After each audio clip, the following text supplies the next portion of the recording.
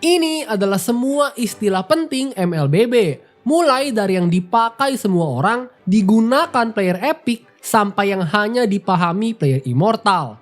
Tapi yang bikin video ini spesial adalah kita akan mulai dari draft dan pelan-pelan maju sampai late game. Gua udah tonton semua video istilah yang ada dan gua janji bahwa video ini adalah yang terbaik. Jadi mari kita mulai dengan yang gampang. Apa bedanya hero burst dan hero DPS? Burst adalah damage yang keluar sebesar mungkin, secepat mungkin. Sementara DPS itu lawan katanya. Damage yang keluar sedikit demi sedikit tapi terus menerus. Faktanya saat video ini dibuat, hero DPS itu lebih meta dari hero burst. Tapi meta itu apa sih? Meta adalah singkatan untuk most effective tactic available, yang artinya taktik paling efektif yang tersedia. Otomatis, hero of meta adalah hero yang sangat lemah. Makanya, di meta apapun, hero yang kuat banget pasti di pick atau di ban. Disebut hero pick or ban. Ngomongin hero, kamu tahu gak bedanya jungler, core, sama hyper? Jungler adalah role yang membawa retribution dan mencari nafkah di hutan. Sementara core adalah penghasil damage terbesar dalam tim. Namun, hyper adalah strategi di mana semua sumber daya diberikan kepada satu orang biar dia gendong tim. Hyper itu beda sama hero power, yang artinya hero yang paling jago kamu mainin. Tapi karena hero power setiap orang berbeda, kamu harus tahu jenisnya. Poke adalah memberikan damage kecil untuk mencicil lawan. Jadi hero poke adalah hero yang bagus untuk mencicil. Gak kayak sustain yang artinya tahan lama. Jadi hero sustain adalah hero yang jago bertahan hidup lama. Biasanya dengan heal atau shieldnya. Namun kamu tahu gak bedanya heal dan anti-heal? Heal adalah mengisi darah yang hilang, sementara anti-heal adalah efek yang mengurangi heal lawan. Beda sama shield yang merupakan perlindungan sementara yang akan menyerap damage. Kalau hero TB adalah hero tahan badan dengan darah atau defense yang tinggi. Jadi hero sustain itu tebal karena heal dan shieldnya, sementara hero TB itu tebal karena defense dan darahnya. Biasanya hero TB adalah hero moment juga. Karena memiliki crowd control, dia bisa montek kalau skillnya diaktifkan pada momen yang pas. Crowd control adalah efek yang mengganggu pergerakan lawan selama beberapa waktu. Sayangnya, crowd control tidak akan mempengaruhi hero yang imun. Tapi kamu tahu gak bedanya imun dan untargetable? Imun adalah kebal dari suatu efek seperti damage atau crowd control.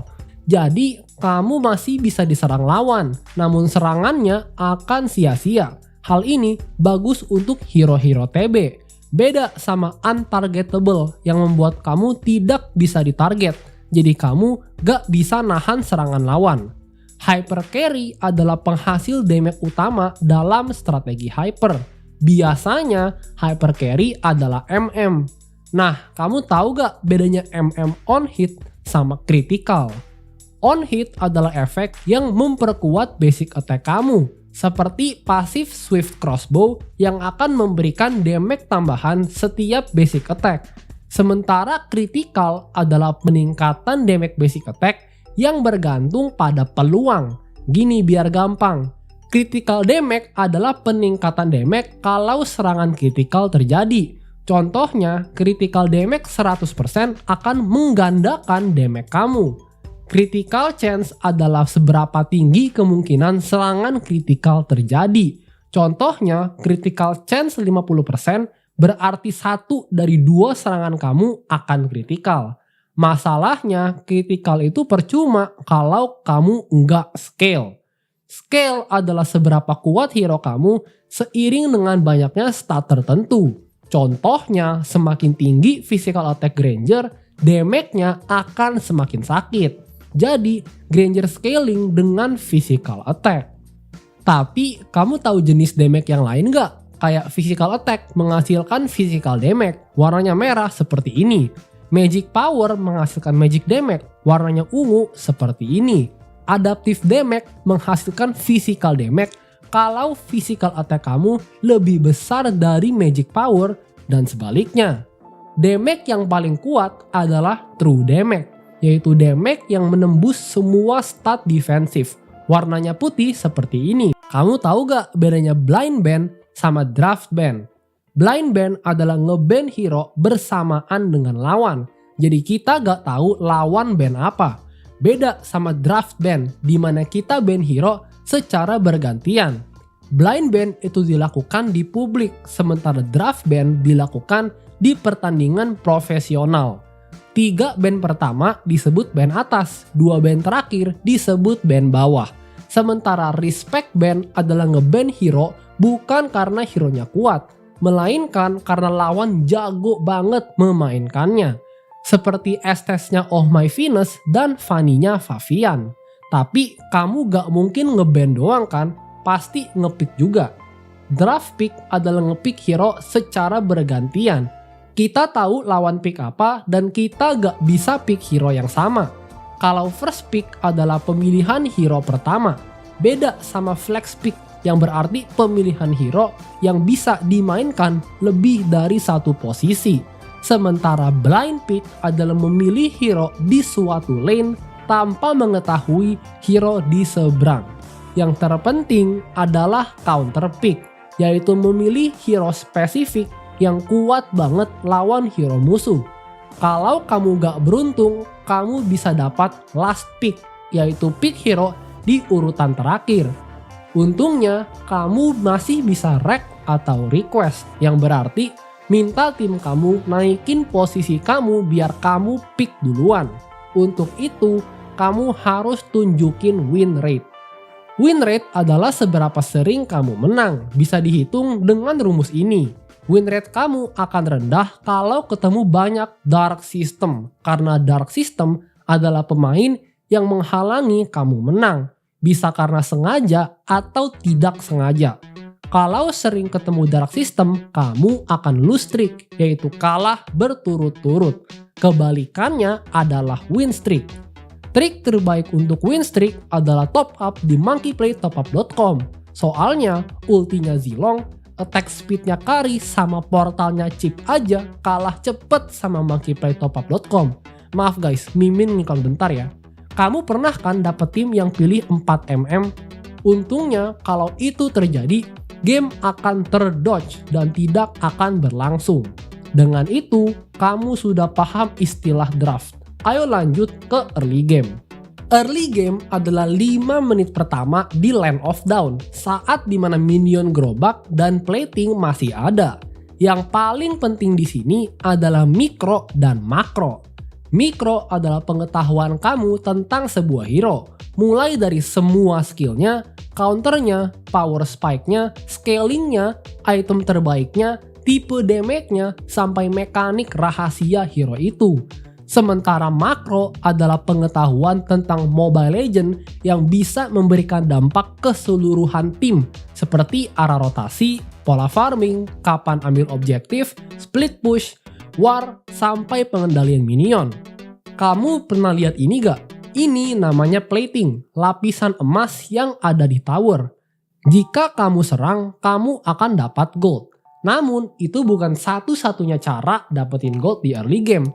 Kamu juga bisa farming, yaitu menghabisi monster jungle dan minion.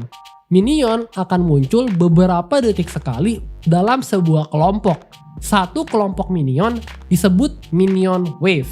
Minion wave yang muncul bisa kamu potong di tengah jalan. Hal itu disebut cut lane. Tapi kalau minionnya sampai tengah, kamu punya 3 opsi. Slow push, hard push, dan freeze. Slow push adalah menabung minion wave agar perlahan-lahan nge-push turret lawan. Caranya, kamu bikin jumlah minion kamu sedikit lebih banyak dari minion lawan.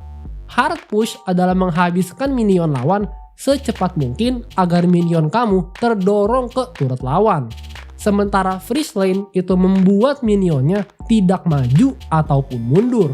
Caranya dengan memastikan jumlah minion kamu itu sama dengan lawan.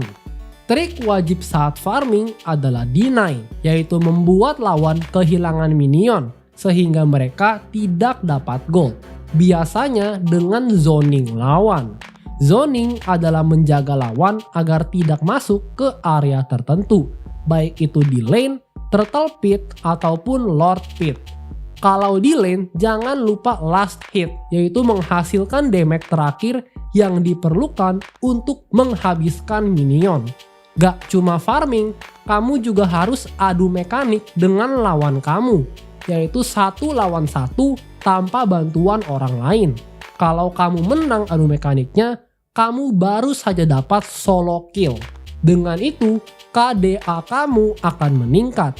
KDA adalah singkatan untuk Kill Death Assist, yaitu rasio antara jumlah kill dan assist dibanding jumlah mati kamu. Rumusnya seperti ini. Hati-hati, kamu bisa aja di gank. Ganking adalah jalan ke lane lain untuk bantu tim kamu habisin lawan. Pemilihan jalan untuk kesana disebut petting. Biar kamu gak mati kalau di gank, kamu harus main safe, yang berarti main aman untuk fokus farming. Trik terbaik untuk main safe adalah lifesteal. Coba deh, apa bedanya lifesteal, spell fam, dan hybrid lifesteal? Lifesteal adalah status yang memberikan efek heal ketika kita menyerang lawan dengan basic attack. Sementara spell fam akan memberikan efek heal kalau kita serang dengan skill. Tapi yang paling kuat justru hybrid lifesteal yang memberikan efek heal ketika kamu serang lawan dengan apapun. Hati-hati, meskipun heal kamu banyak, kamu masih bisa di-dive lawan, yaitu masuk ke area turret musuh untuk dapat kill. Lawan bisa dive karena biasanya ada yang TB-in turretnya, yaitu menahan damage dari turret. Biar gak di-dive, roamer kamu harus sering open map, yaitu masuk ke area gelap untuk dapat lokasi dan jumlah musuh. Ternyata itu dilakukan biar tim kamu aman. Hal itu namanya peeling, yang berarti kegiatan menjaga tim kamu dari serangan lawan. Role apapun yang kamu mainin, kamu harus tahu bedanya buff biru, buff merah, sama buff turtle. Buff biru memberikan pengurangan mana cost, energi cost, dan cooldown. Buff merah memberikan true damage tambahan. Buff turtle memberikan banyak banget gold dan XP. Akibatnya, tim kamu akan lebih cepat sampai power spike mereka. Power spike adalah momen di mana hero kamu sudah kuat. Ada hero yang power spike-nya di early game, mid game, maupun late game. Namun, untuk memanfaatkan power spike-nya, kamu harus sering invade, yang berarti menyerang jungle lawan untuk merampok jungle mereka. Dengan itu, kamu akan snowball, yang berarti menang dari early game, sehingga kamu semakin kuat dan semakin susah untuk dikalahkan. Kalau sudah snowball, kamu harus hati-hati karena bounty kamu itu tinggi.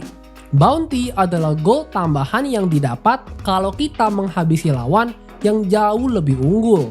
Kalau lawan dapat bounty, mereka bisa comeback, yang artinya memutarbalikkan dari keadaan kalah jadi menang. Tapi kalau kamu main hero-hero tertentu, kamu harus paham stack. Stack adalah pengumpulan efek atau bonus yang meningkat seiring dengan waktu atau tindakan tertentu. Seperti skill 1 Aldous yang akan memberikannya 1 stack jika dipakai untuk last hit. Stacknya akan membuat skill Aldous semakin kuat. Gua tahu sampai sini udah banyak banget yang kita bahas. Tenang aja, tinggal dikit lagi. Mid game adalah momen dari menit 5 sampai Lord Spawn. Biasanya kita akan sering war. War adalah pertempuran yang melibatkan lebih dari 2 orang. Ada yang posisinya di depan disebut front line dan ada yang di belakang disebut back line. Yang terpenting saat war adalah backline lawan harus kamu lock. Lock adalah mengincar satu hero secara spesifik. Beda sama flank yang artinya menyerang dari samping atau belakang saat lawan gak siap. Tapi lawan masih bisa kiting yang artinya menyerang sambil mundur untuk jaga jarak.